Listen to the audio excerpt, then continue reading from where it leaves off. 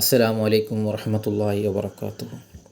ഇന്ന് ഞാൻ പറയാൻ പോകുന്ന വിഷയം മലക്കുൽ മൗത്ത് അസ്റാഹിൻ്റെ ശക്തി എത്രയാണ്, അതിനെക്കുറിച്ചിട്ടാണ് ഇന്ന് ഞാൻ പറയാൻ പോകുന്നത്. എല്ലാവരും കേട്ടിരിക്കേണ്ട ഒരു ക്ലാസ് തന്നെ. ഷഹ്റബിനു ഔഷബിൽ നിന്ന നിവേദനം, മലക്കുൽ മൗത്ത് തൻ്റെ ആ സ്ഥാനത്ത് ഇരിക്കുകയാണ്. ദുനിയാവ് അദ്ദേഹത്തിൻ്റെ മുമ്പാകെയുണ്ട്. ഏതൊരു ഫലകത്തിലാണോ മനുഷ്യരുടെ പ്രായം രേഖപ്പെടുത്തിയിട്ടുള്ളത്, ആ ഫലകവും അദ്ദേഹത്തിൻ്റെ മുമ്പിലുണ്ട്. അനവധി മലക്കുകളും അദ്ദേഹത്തിൻ്റെ കൂടെയുണ്ട്. മലക്കുൽ മൗത്ത് ഫലകത്തിൽ നോക്കിക്കൊണ്ടിരുന്നു. ഒരാളുടെ പ്രായം കഴിഞ്ഞുവെന്ന് കണ്ടാൽ അയാളുടെ റൂഹിനെ പിടിക്കാൻ മലക്കുകളോട് ആജ്ഞാപിക്കുന്നു. ഹസ്രത്ത് ഇബ്നു അബ്ബാസ് റളിയല്ലാഹു അൻഹുവിൽ നിന്ന് നിവേദനം, ഒരാൾ അദ്ദേഹത്തോട് ചോദിച്ചു, രണ്ട് വ്യക്തികൾ, ഒരാൾ ദുനിയാവിൻ്റെ കിഴക്ക് ഭാഗത്തും മറ്റൊരാൾ ദുനിയാവിൻ്റെ പടിഞ്ഞാറ് ഭാഗത്തും, രണ്ടുപേരും ഒരേ സമയത്ത് മരിക്കുന്നു. എന്നാൽ ഈ രണ്ടു പേരുടെയും റൂഹുകളെ ഒരേ സമയം എങ്ങനെ പിടിക്കാൻ കഴിയും? ഇബ്നു അബ്ബാസ് റളിയല്ലാഹു അൻഹു പറഞ്ഞു, മുമ്പിൽ വെച്ചിട്ടുള്ള സൂപ്രയിൽ ഇഷ്ടമുള്ളിടത്ത് നിന്ന് ഭക്ഷണം എടുത്തു കഴിക്കാൻ ഒരാൾക്ക് കഴിയുന്നത് പോലെ ദുനിയാവിൻ്റെ കിഴക്കും പടിഞ്ഞാറും ഭാഗങ്ങളിലും ഭൂമിയുടെ ഉൾഭാഗത്തും സമുദ്രഭാഗത്തുമുള്ള ജീവികളെ പിടിക്കാൻ മലക്കുൽ മൗത്ത് നിഷ്പ്രയാസം കഴിയും, പെട്ടെന്ന് കഴിയുമെന്നാണ് പറയുന്നത്. ഹസ്രത്ത് ഇബ്നു അബ്ബാസ് റളിയല്ലാഹു അൻഹുവിൽ നിന്ന് നിവേദനം, മലക്കുൽ മൗത്തിന് ദുനിയാവിൽ മുഴുവനും സ്വാധീന ശക്തിയുണ്ട്. ഓരോ വ്യക്തിയും തൻ്റെ കയ്യിൽ സ്വാധീനമുള്ളതുപോലെ അദ്ദേഹത്തിൻ്റെ കൂടെ കാരുണ്യത്തിൻ്റെ കുറേ മലക്കുകൾ, ശിക്ഷയുടെ കുറേ മലക്കുകളും ഉണ്ടാകും. നല്ല ആളുകളുടെ റൂഹിനെ പിടിക്കാൻ കാരുണ്യത്തിൻ്റെ മലക്കുകളെയും ചീത്ത ആളുകളുടെ റൂഹിനെ പിടിക്കാൻ ശിക്ഷയുടെ മലക്കുകളെയും ഏൽപ്പിക്കും. അബുൽ മുസന്ന റളിയല്ലാഹു അൻഹുവിൽ നിന്ന് ഇതുപോലെയുള്ള റിപ്പോർട്ടുണ്ട്. ഹസ്രത്ത് ഖൈസമ റളിയല്ലാഹു അൻഹുവിൽ നിന്ന് നിവേദനം, മലക്കുൽ മൗത്ത് ഒരിക്കൽ ഹസ്രത്ത് സുലൈമാൻ നബിയുടെ സദസ്സിൽ വന്നു. ഒരു വ്യക്തിയെ കുറേ നേരം ആശാര്യത്തോടെ നോക്കി നിന്നു. മലക്കുൽ മൗത്ത് പോയപ്പോൾ ആ വ്യക്തി ഹസ്രത്ത് സുലൈമാൻ നബി അലൈഹി സ്വലാമോട് ചോദിച്ചു, അയാൾ ആരാണ്? സുലൈമാൻ നബി അലൈഹി സ്വലാം പറഞ്ഞു, അത് മലക്കുൽ മൗത്താണ്. അവൻ പറഞ്ഞു, അയാൾ എന്നെ തന്നെ സൂക്ഷിച്ച് നോക്കിയിട്ടുണ്ട്. എൻ്റെ റൂഹിനെ പിടിക്കാൻ അദ്ദേഹം ഉദ്ദേശിക്കുന്നത് പോലെ. സുലൈമാൻ നബി അലൈഹി സ്വലാം ചോദിച്ചു, നീ എന്താണ് ഉദ്ദേശിക്കുന്നത്? അവൻ പറഞ്ഞു, എന്നെ ഇന്ത്യയിൽ എത്തിച്ചു തരണം. സുലൈമാൻ നബി അലൈഹി സ്വലാം കാറ്റിനോട് ഏൽപ്പിച്ചു ആ വ്യക്തിയെ ഇന്ത്യയിൽ എത്തിച്ചു കൊടുക്കാൻ. അയാൾ ഇന്ത്യയിൽ എത്തിച്ചേരുകയും ചെയ്തു. പിന്നീട് മലക്കുൽ മൗത്ത് ഹസ്രത്ത് സുലൈമാൻ നബി അലൈഹി സ്വലാമിയുടെ അടുത്തു വന്നു. സുലൈമാൻ നബി ചോദിച്ചു, നിങ്ങൾ എന്തിനാണ് ഈ വ്യക്തിയെ തറപ്പിച്ച് നോക്കിയത്? മലക്കുൽ മൗത്ത് പറഞ്ഞു, ഇന്ത്യയിൽ വെച്ച് അയാളുടെ റൂഹിനെ പിടിക്കാനുള്ള അള്ളാഹുവിൻ്റെ ഉത്തരവ് എനിക്ക് കിട്ടിയിരുന്നു. ഇയാളാകട്ടെ താങ്കളുടെ അടുത്തിരിക്കുകയുമാണ്. ഇക്കാര്യത്തിൽ എനിക്ക് അത്ഭുതം തോന്നി. അതാണ് ഞാൻ അവനെ സൂക്ഷിച്ച് നോക്കാൻ കാരണം. ഹസ്രത്ത് ഖൈസമയിൽ നിന്ന് നിവേദനം, ഹസ്രത്ത് സുലൈമാൻ നബി അലൈഹി സ്വലാം മലക്കുൽ മൗത്തിനോട് പറഞ്ഞു, എൻ്റെ മരണസമയമാകുമ്പോൾ കുറച്ച് നേരത്തെ എന്നെ അറിയിക്കണം. മലക്കുൽ മൗത്ത് പറഞ്ഞു, ഇക്കാര്യത്തിൽ താങ്കളേക്കാൾ കൂടുതൽ എനിക്കറിയാം. മരണസമയം താങ്കൾക്കറിയില്ല എന്നതുപോലെ എനിക്കും അറിയില്ല. അർശിൻ്റെ താഴെ നിന്ന് എനിക്ക് ഉത്തരവും ലഭിക്കുമ്പോൾ അതിൻ്റെ പേരിലുള്ള ആളിൻ്റെ റൂഹ് ഞാൻ പിടിക്കുന്നു എന്ന് മാത്രം. ഇതേ റിപ്പോർട്ട് തന്നെയാണ് മുഹമ്മറിൽ നിന്നും ഇബ്നു ജുറൈഹിൽ നിന്നും വന്നിട്ടുള്ളത്. അതായത് സിർട്ടാവിൻ്റെ ഭാഗത്തു നിന്നും ഉത്തരവുണ്ടാകും, ഇന്ന ആളുടെ റൂഹ് ഇന്ന സമയത്ത് പിടിക്കുക എന്ന്. ഹസ്രത്ത് ഇബ്നു അബ്ബാസിൽ നിന്ന് നിവേദനം, ഒരു മലക്ക് ഇദ്രീസ് നബിയെ ഒന്ന് കാണാൻ അള്ളാഹുവിനോട് അനുവാദം ചോദിച്ചു. അനുവാദം ലഭിച്ചതിനെ തുടർന്ന് മലക്ക് ഇദ്രീസ് നബിയുടെ അടുത്ത് വന്നു, സലാം പറഞ്ഞു. അദ്ദേഹം ചോദിച്ചു, നിങ്ങൾ മലക്കുൽ മൗത്തുമായി കാണാറുണ്ടോ? മലക്ക് പറഞ്ഞു, അദ്ദേഹം മുഖേന എനിക്കൊരു ഉപകാരം ചെയ്യാൻ താങ്കൾക്ക് കഴിയും. മലക്ക് പറഞ്ഞു, മരണസമയത്തിൽ നീക്കുപോക്ക് നടത്താൻ പറഞ്ഞിട്ട് കാര്യമില്ല. എന്നാൽ നിങ്ങളുടെ മരണം അനായാസമാകുന്നതിനെക്കുറിച്ച് ഞാൻ സംസാരിക്കാം. പിന്നീട് മലക്ക് പറഞ്ഞു, നിങ്ങൾ എൻ്റെ ചിറകിൽ യാത്ര ചെയ്യുക. അങ്ങനെ ഇദ്രീസ് നബി അലൈഹി സ്വലാം മലക്കിൻ്റെ ചിറകിലേറി. മലക്ക് ഇദ്രീസിനെയും കൊണ്ടുവന്നു. 7-ാം ആകാശത്തിൻ്റെ മുകളിലെത്തി മലക്കുൽ മൗത്തിനെ കണ്ടു. മലക്കുൽ മൗത്തിനോട് മലക്ക് പറഞ്ഞു, അങ്ങയോട് ഒരു കാര്യം പറയാൻ ഞാൻ ആഗ്രഹിക്കുന്നു. മലക്കുൽ മൗത്ത് പറഞ്ഞു, എനിക്കറിയാം. ഇദ്രീസിനെ പറ്റിയല്ലേ? ജീവിച്ചിരിക്കുന്നവരിൽ നിന്നും അദ്ദേഹത്തിൻ്റെ പേര് മായ്ച്ചു കളഞ്ഞിരിക്കുന്നു. ഈ സമയം മലക്കിൻ്റെ ചിറകിൽ വെച്ച് ഇദ്രീസ് നബി അലൈഹി സ്വലാം ഇഹലോക അവസാനം വെടിഞ്ഞു. ഹസ്രത്ത് ജാബിർ ഇബ്നു സയ്യിദിൽ നിന്ന് നിവേദനം, ആദ്യകാലത്ത് മലക്കുൽ മൗത്ത് പെട്ടെന്ന് വന്ന് റൂഹിനെ പിടിക്കാറുണ്ടായിരുന്നു. ആളുകൾക്കൊരു രോഗവും ഉണ്ടായിരുന്നില്ല. ജനങ്ങൾ മലക്കുൽ മൗത്തിനെ കുറ്റപ്പെടുത്താനും ശപിക്കാനും തുടങ്ങി. മലക്കുൽ മൗത്ത് അള്ളാഹുവിനോട് പരാതിപ്പെട്ടു. അപ്പോഴാണ് അള്ളാഹു രോഗം സൃഷ്ടിച്ചത്. എല്ലാ ആളുകളും രോഗം പിടിപെട്ട് മരിക്കാൻ തുടങ്ങി. മലക്കുൽ മൗത്തിനെ ആളുകൾ മറന്നു. ഇന്ന രോഗം കൊണ്ട് ഇന്നയാൾ മരിച്ചു എന്ന് ആളുകൾ പറയാൻ തുടങ്ങി. അല്ലെങ്കിൽ പറയുന്നത് മലക്കുൽ മൗത്ത് വന്ന് റൂഹ് പിടിച്ച് മരിച്ചു എന്നാണ്. അതിനുശേഷമാണ് ഒരു കാരണം ഉണ്ടായത്. അഹ്മദും ബസ്സാസും ഹക്കീമും അബൂ ഹുറൈറ റളിയല്ലാഹു അൻഹു എന്ന് ഉദ്ധരിക്കുന്നു. നബി സല്ലല്ലാഹു അലൈഹി വസല്ലമ പറയുകയുണ്ടായി, ആദ്യകാലത്ത് മലക്കുൽ മൗത്ത് മനുഷ്യരൂപത്തിൽ ആളുകളുടെ അടുത്ത് വന്ന് അവരുടെ റൂഹിനെ പിടിച്ചു പോകുമായിരുന്നു. എന്നാൽ മൂസാ നബി അലൈഹി സ്വലാമിയുടെ അടുത്ത് ചെന്നപ്പോൾ മൂസാ നബി അലൈഹി സ്വലാം കോപം അധികമുള്ള ഒരു പ്രവാചകനായിരുന്നു. മൂസാ നബി അലൈഹി സ്വലാം മലക്കുൽ മൗത്തിനെ മുഷ്ടി ചുരുട്ടി അടച്ചു. മലക്കുൽ മൗത്തിൻ്റെ ഒരു കണ്ണ് പോയി. മലക്കുൽ മൗത്ത് അള്ളാഹുവിനോട് പരാതി പറഞ്ഞു, അള്ളാഹുവേ, നിൻ്റെ അടിമ മൂസാ നബി അലൈഹി സ്വലാം എൻ്റെ കണ്ണ് അടിച്ചു പൊട്ടിച്ചിരിക്കുന്നു. നീ അദ്ദേഹത്തിന് മഹത്വം പ്രദാനം ചെയ്തിട്ടുണ്ടെങ്കിൽ ഞാൻ അദ്ദേഹത്തെ വേദനിപ്പിക്കുക തന്നെ ചെയ്യും.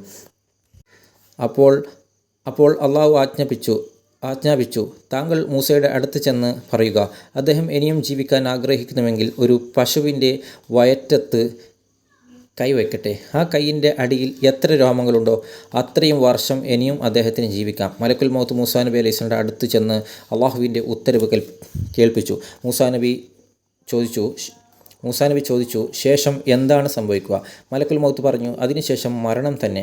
മൂസാ നബി അലൈഹി സ്വലാം പറഞ്ഞു, എന്നാൽ ഇപ്പോൾ തന്നെ എൻ്റെ റൂഹിനെ പിടിച്ചുകൊള്ളുക.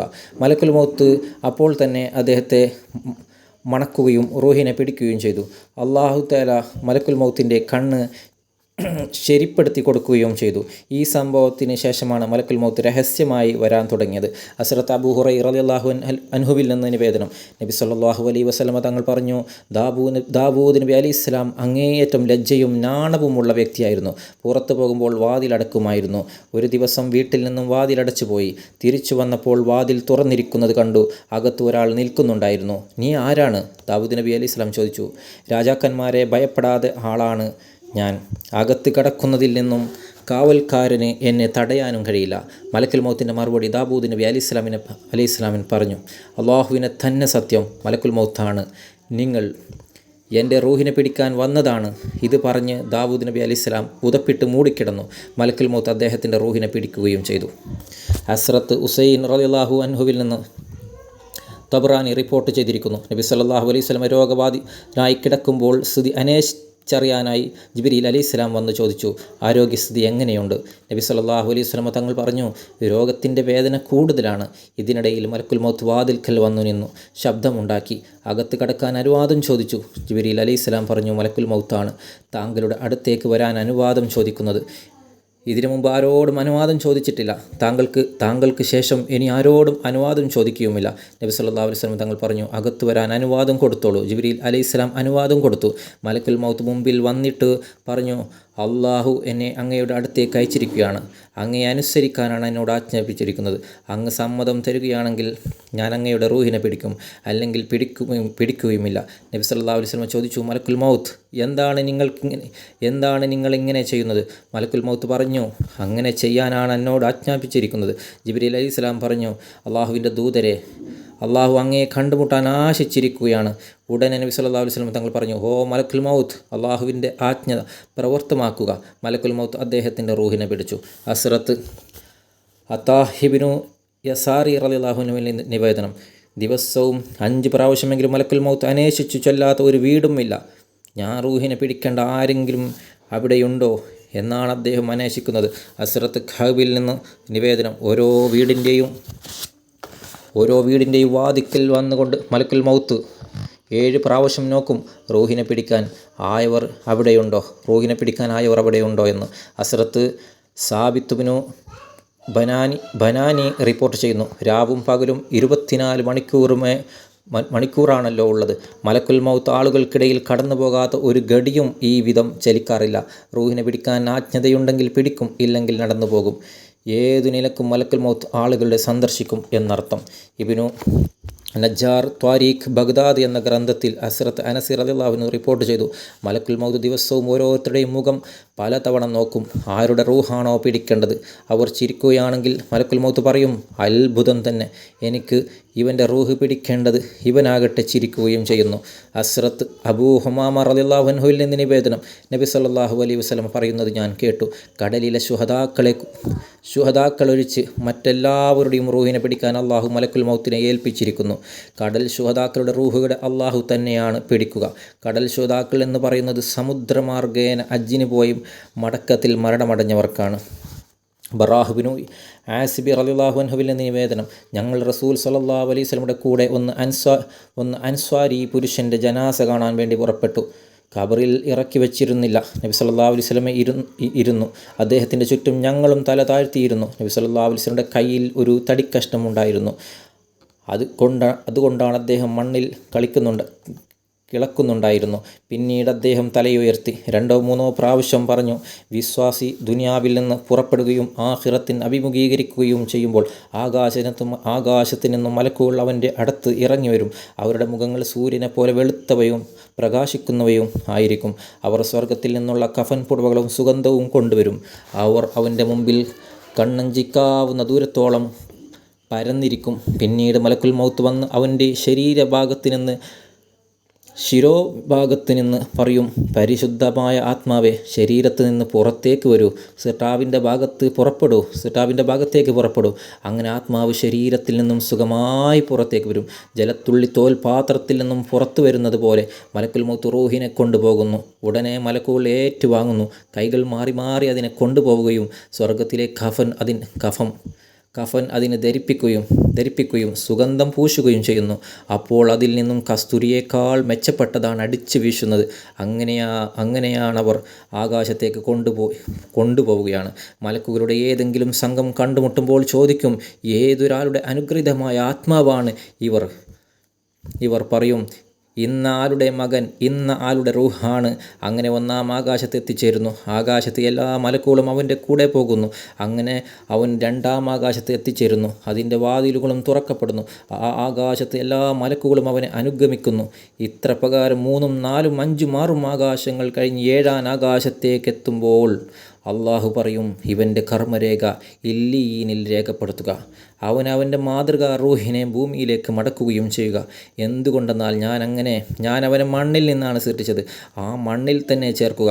അതിൽ നിന്ന് തന്നെ എഴുന്നേൽപ്പിക്കുകയും ചെയ്യും. അങ്ങനെ അവൻ്റെ മാതൃകാത്മാവിനെ മാതൃകാ ശരീരത്തിൽ നിക്ഷേപിക്കും.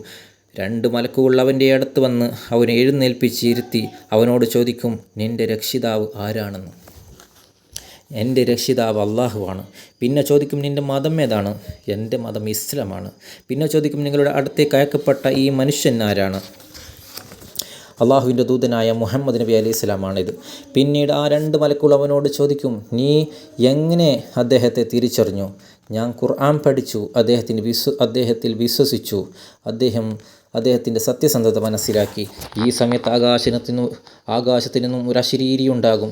എൻ്റെ ദാസൻ സത്യമാണ് പറയുന്നത്. അവന് സ്വർഗത്തിലെ വിരിപ്പ് വിരിച്ചു കൊടുക്കുക, സ്വർഗത്തിലെ വസ്ത്രം ധരിപ്പിക്കുക, അവന് സ്വർഗവാതിൽ തുറന്നു കൊടുക്കുക. അങ്ങനെ സ്വർഗത്തിലെ വായുവും സുഗന്ധവും വീശിയടിക്കും. അവൻ്റെ കബർ കണ്ണെത്താവുന്ന ദൂരത്തോളം വിശാലമാക്കി കൊടുക്കും. പിന്നീട് ഒരു യുവാവ് അവൻ്റെ അടുത്ത് വരും. പ്രകാശിക്കുന്ന മുഖം, മുന്തിയ വസ്ത്രം, നല്ല സുഗന്ധം. യുവാവ് പറയും, നിനക്ക് ആശംസ. ഈ സുഖം ഇതുപോലെ ഒരു ദിനവും വരുമെന്ന് ഇഹലോകത്ത് വെച്ച് നിന്നോട് പറയപ്പെട്ടിട്ടുണ്ട്. അവൻ ചോദിക്കും, നിങ്ങൾ ആരാണ്? അവൻ പറയും, നിൻ്റെ സൽക്കർമ്മങ്ങളാണ് ഞാൻ. ദുനിയാവിൽ വെച്ച് അള്ളാഹുവിന് വേണ്ടി നീ ചെയ്തിട്ടുള്ള കർമ്മങ്ങൾ. മൃതദേഹം പറയും, രക്ഷിതാവേ, കിയാമത്ത് നിലനിർത്തുക. എനിക്ക് എൻ്റെ വീട്ടുകാരുമായി കൂടിക്കാഴ്ച നടത്താനും എൻ്റെ ഗുണം അവർക്ക് വിവരിച്ചു കൊടുക്കാനും വേണ്ടി. നബി സല്ലല്ലാഹു അലൈഹി വസല്ലം തങ്ങൾ പറയുന്നു, അവിശ്വാസി ദുനിയാവിനോട് വിട പറയുകയും പരലോകത്തെ അഭിമുഖീകരിക്കുകയും ചെയ്യുമ്പോൾ ആകാശത്തു നിന്നും ധാരാളം മലക്കുകൾ അവൻ്റെ അടുത്ത് വരും. കറുത്ത മുഖമുള്ള കമ്പിളി എടുത്തിട്ടുള്ള കുറേ മലക്കുകൾ മയ്യത്തിൻ്റെ മുമ്പാകെ കണ്ണെത്താവുന്ന ദൂരത്തോളം അവർ വന്നിരിക്കും. പിന്നീട് മലക്കുൽ മൗത്ത് അവൻ്റെ അടുത്ത് വന്ന് ഇരുന്ന് പറയും, ദുഷിച്ച ആത്മാവ് ശരീരത്തിൽ നിന്നും പുറത്തു വരണം. അള്ളാഹുവിൻ്റെയും ദോഷത്തിൻ്റെയും ഭാഗത്തേക്ക് നടക്ക്. അവൻ്റെ റൂഹ് ശരീരത്തിനകത്ത് ഒളിക്കും. മലക്കുൽ മൗത്ത് ബലമായി അതിനെ കമ്പിളി കൊണ്ട് ചുറ്റിപ്പൊതിയും. ചീത്ത മൃതദേഹത്തിൽ നിന്ന് വരുന്നതിനേക്കാളും ദുഷിച്ച ദുർഗന്ധമാണ് അതിൽ നിന്നും വമിക്കുക. പിന്നീട് അതിനെ ആകാശത്തേക്ക് കൊണ്ടുപോകും. മലക്കുകളുടെ സംഘം കാണുമ്പോൾ തന്നെ ചോദിക്കും, ഇതാരുടെ ദുഷിച്ച ആത്മാവാണ്? അങ്ങനെ അത് 1-ാം ആകാശത്തേക്ക് വരെ എത്തിച്ചേരും. ആകാശത്തിൻ്റെ വാതിൽ തുറക്കാൻ ആവശ്യപ്പെടും. എന്നാൽ വാതിൽ തുറക്കപ്പെടുകയില്ല. അതിനുശേഷം നബി സല്ലല്ലാഹു അലൈഹി വസല്ലം ഖുർആൻ വചനം ഓതി അവർക്ക് വേണ്ടി ആകാശവാതിലുകൾ തുറക്കപ്പെടുകയില്ല. പിന്നീട് അള്ളാഹു ആജ്ഞാപിക്കും അവൻ്റെ കർമ്മരേഖ ഭൂമിയുടെ ഏറ്റവും താഴെ തട്ടിലുള്ള സിജ്ജീനിൽ രേഖപ്പെടുത്തുക. അവൻ്റെ ആത്മാവിനെ സിജ്ജീനിൻ്റെ ഭാഗത്തേക്കിടുകയും ചെയ്യുക. ഇതിനുശേഷം നബി സല്ലല്ലാഹു അലൈഹി വസല്ലമ ഈ ഖുർആൻ വചനം പാരായണം ചെയ്തു. വമൻ യുശ്രിക് ബില്ലാഹി ഫകഹന്നമാ ഖറ മിനസ് സമാഇ ഫതഖ്ലഫു ത്വയ്ർ ഔ തഹ്വി ബിഹിർ-റീഹു ഫീ മക്കാനിൻ സഹീഖ്. അള്ളാഹുവിനോട് ആര് എന്തിനെയെങ്കിലും പങ്കു ചേർക്കുകയാണെങ്കിൽ അവൻ ആകാശത്തു നിന്നും താഴെ വീണവനെപ്പോലെയാണ്. എന്നിട്ട് പക്ഷികൾ അവനെ തട്ടിക്കൊണ്ടു പോവുകയോ അല്ലെങ്കിൽ കാറ്റവനെ വിദൂര സ്ഥലത്തേക്ക് കൊണ്ടുപോവുകയും ചെയ്യും. അതിനുശേഷം അവൻ്റെ അവൻ്റെ മാതൃകാ ശരീരത്തിൽ നിക്ഷേപിക്കപ്പെടുകയും ചെയ്യും. അതിനുശേഷം 2 മലക്കുകൾ അവൻ്റെ അടുത്ത് അവനെ പിടിച്ചിരുത്തിയിട്ട് അവനോട് ചോദിക്കും, നിൻ്റെ രക്ഷിതാവാരാണ്? അവൻ പറയും, എനിക്കറിയില്ല. നിൻ്റെ ദീനേതാണ്? എനിക്കറിയില്ല. പ്രവാചക പദവി നൽകി നിൻ്റെ അടുത്തേക്ക് അയക്കപ്പെട്ട വ്യക്തി ആരാണ്? എനിക്കറിയില്ല. ഈ സമയത്ത് ആകാശത്തു നിന്നും ഒരു അശരീരി കേൾക്കും, ഈ അടിമ നുണയാണ് പറയുന്നത്. ഇവന് വേണ്ടി അഗ്നിയുടെ വിരിപ്പ് വിരിച്ചു കൊടുക്കുക, അഗ്നിയുടെ വസ്ത്രം ധരിപ്പിക്കുക, നരകത്തിലേക്ക് കവാടം ഇവന് തുറന്നു കൊടുക്കുക. ഇതോടെ നരകത്തീൻ്റെ ചൂടും വേവും അവന് ലഭിക്കും, അവൻ്റെ കബർ എടുക്കും. ഇതാണ് പാപികളുടെ അവസ്ഥ. ഇത്രയും പറഞ്ഞുകൊണ്ട് ഞാൻ ഈ വിഷയം ഇവിടെ അവസാനിക്കുന്നു. ഇൻഷാ അല്ലാഹ് അടുത്ത ക്ലാസ്സിൽ നമുക്ക് ബാക്കിയുള്ള കാര്യങ്ങളൊക്കെ വിശദീകരിക്കാം. അള്ളാഹു ഞാൻ ഇത്തിരി പറഞ്ഞതും നിങ്ങൾ കേട്ടതും ഒരു സ്വാലിയായ സൽക്കർമ്മങ്ങളായി സ്വീകരിക്കുമാറാവട്ടെ എന്ന് പ്രാർത്ഥിച്ചുകൊണ്ട് ഞാൻ നിർത്തുന്നു. എൻ്റെ വാക്കിലൂടെ എന്തെങ്കിലും തെറ്റുപറ്റുണ്ടെങ്കിൽ നിങ്ങളെല്ലാവരും എനിക്ക് ക്ഷമിക്കണം. അസ്സലാമു അലൈക്കും വറഹ്മത്തുള്ളാഹി വബറകാതുഹു.